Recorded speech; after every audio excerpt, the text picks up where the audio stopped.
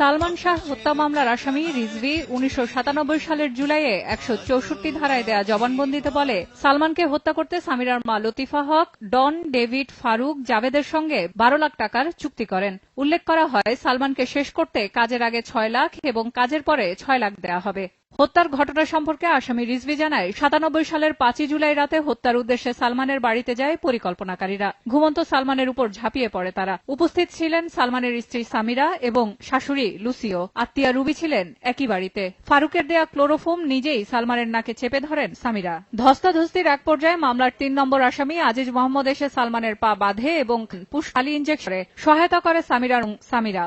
পরে আজিজ মোহাম্মদ ভাই ও ডন তাকে সিলিং ফ্যানের সাথে ঝুলিয়ে দেয়। জবানবন্দিতে ডন ডেভিড ফারুক জাভেদ ও আসামি ছাড়াও সাত্তার ও সাজু নামে আরো দুজনের নাম উল্লেখ করা হয়।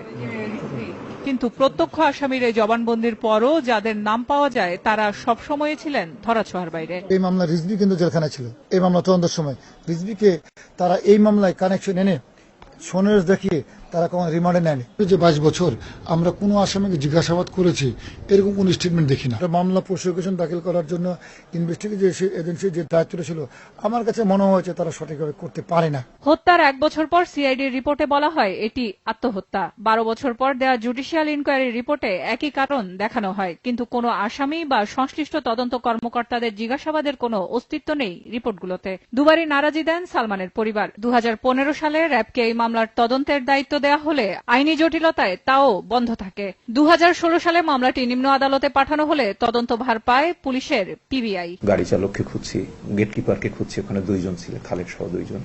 আমরা তো সহকারী আবুলকে খুঁজছি, ডেথ সার্টিফিকেট দিয়েছেন সেই ডাক্তারকে খোঁজা হচ্ছে, আমরা কাছাকাছি চলে গেছি। এদিকে সালমানকে হত্যার পরিকল্পনার বিষয়টি যে আগে থেকেই রুবি জানতেন তা বোঝা যায় রিজভীর জবানবন্দিতে। হত্যার আগে ওই রাতেই রুবির বাসায় যান হত্যাকারীরা। কথা বের হয়ে গেছে। সেলিয়া সুলতানা, সময়।